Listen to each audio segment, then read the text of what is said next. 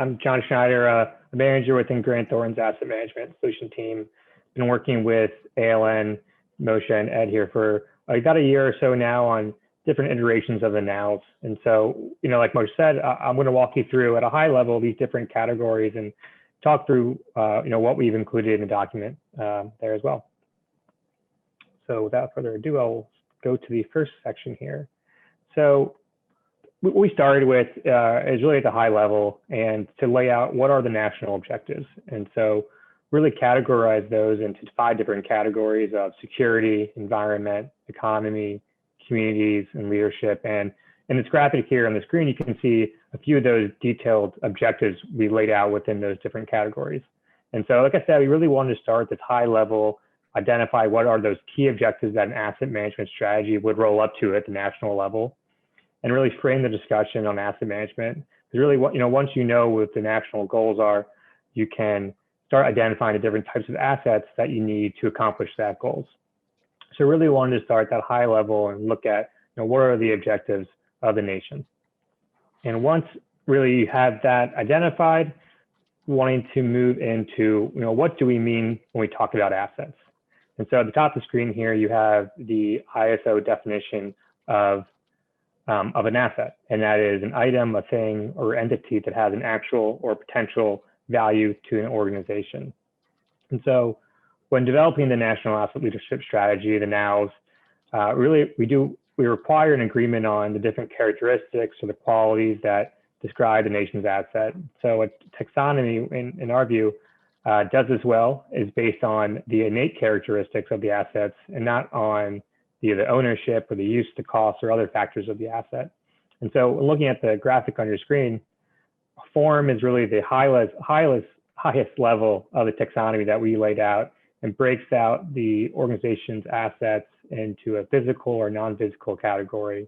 Those physical assets are, broken down into what we traditionally talk about as assets, constructed assets, or natural resources. The non-physical assets are virtual assets, networks, data, software, and the conceptual assets could even be the management and control systems of an organization. And so what the goal here is to have that common language and that common way to speak about assets and understand how to categorize those at a high level. And so, now in a document, and what we've done now is identify those national objectives, identify how to really speak about the assets within the organization. We wanted to then move into, who are the stakeholders and what individuals have an interest in NOWS and an interest in the nation's assets.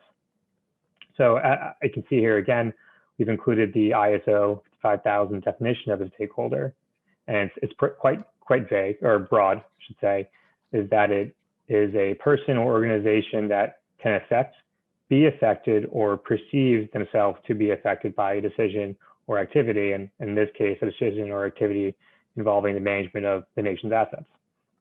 So from the perspective of developing a national strategy, we group stakeholders in 2 different ways. First, you can see on the left is the public sector, and the right, you have the private sector stakeholders. And within those, you really have 2 broader categories, the asset owners and operators and the influencers.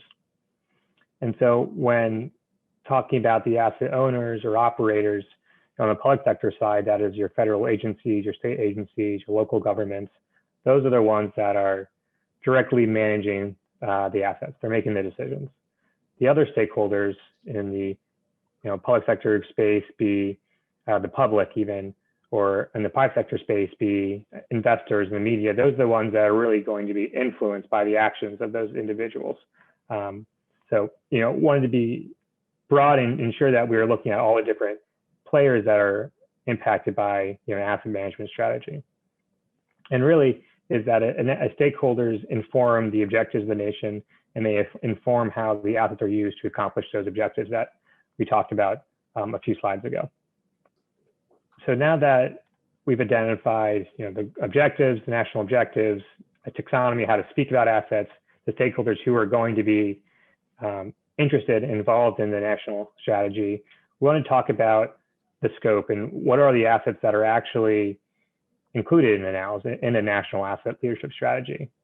And so at a high level, national assets are defined as assets that support objectives that we've highlighted earlier. And they can include all different forms or domains, classifications that we talked about in the taxonomy slide. And wanted to break it into 3 high-level groups. And that is, you have federal assets, so you have assets that are owned and operated by the federal government. You have state and municipal assets, so those are owned by the state or managed by the state and local governments. And then you have private assets, which are those are impacted by the government actions or policies or regulations. And really what we wanted to do is to ensure that a NOW, the national strategy, includes all these categories and is really robust enough to include all the different stakeholders in the scope of assets that might be impacted by the national strategy. So now that we've kind of laid out the scope of what's included in the NOWs, we wanted to put a little thought into, what are the considerations regarding assets that are important to achieving these national goals and objectives. And so what we call these are the asset management objectives. And so asset management objectives address the performance of the nation's assets, the scope that are included in the strategy that work to accomplish the goals of the nation, the national objectives. So really, I think the important thing we wanted to highlight here is, in the absence of an enduring asset management objective or objectives, typical objectives tend to be based on near-term political demands. And so having a national asset leadership strategy, having a long-term vision is important to provide that direction for the strategy for the national assets that we've talked about, while also leaving some room for short-term decisions that need to take place.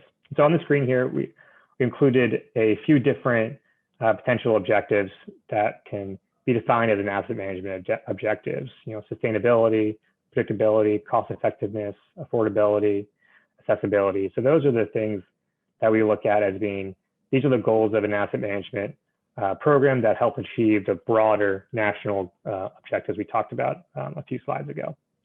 And so the last thing I wanted to highlight is an effective asset management system. And so these are really how the system and the program that an organization can use to really put into practice the preceding 5 or 6 slides that we've talked through. And so to date, we are obviously aware that asset management fundamentals have been applied across the government in some instances at the federal level, the state level, local level, or private sector. But at this point, these fundamentals have not really been applied at the policy level. And so we think that a national asset leadership strategy is a great opportunity to do that and to improve the value of the assets of the federal government and different stakeholders and ensure that they're being managed in a responsible way. And I think what we do is really benefit from is a existing publicly available set of requirements for effective asset management throughout the ISO 55001 standards. And so that is really the highlights of the NOWs and the different categories we have. And I'll close with just a last comment and say, we really wanted to, as we've developed this iteration of the NOWs this year, is to provide that framework and understanding, with COVID and other budgetary constraints, the need for efficient and effective asset management is a high priority now more than ever. And so what we wanted to do with this national asset leadership strategy is provide that higher level overview, really set the stage for a national strategy for asset management and provide the framework for a more granular, specific, detailed plans for a specific sector.